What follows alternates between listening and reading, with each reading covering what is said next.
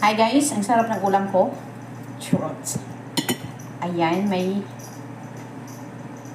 sa atin to ginamuse na isi-shake natin. Pwede na to. Oo nga, ano? Hindi pwedeng kamayan yung kanin kasi ano siya. Baka hindi ako pauwiin doon sa apartment namin. Pag nagkamay. Ayan, dapat konti lang. Kasi pang appetizer lang ko. So, kita nyo naman. Parang ano to siya. Sa atin kasi yung makita mo talaga yung dilis. Dito wala. Durog na durog man to, no? Durog na durog yung dilis niya. Ayan. Try natin. Bongga. Kaya dagdagan natin ng lemon. Kasi kulang pa yung ano.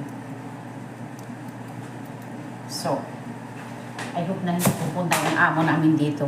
So, pagalitan talaga kami. Pag maamoy nila to, guys. Kasi, yung kalaban talaga nila dito, yung langsa-langsa, yung amoy ng niluluto mo, syempre. Ayaw nila yan, lalo na pag may bisita. Yan. So, ano pang hinihintay? Isang platong kanin. Sa tingin ko, kulang pa to. Walang iya. Nagbisita lang sa ibang bahay tapos naghanap ng pagkain. So, it's normal. Bye for now.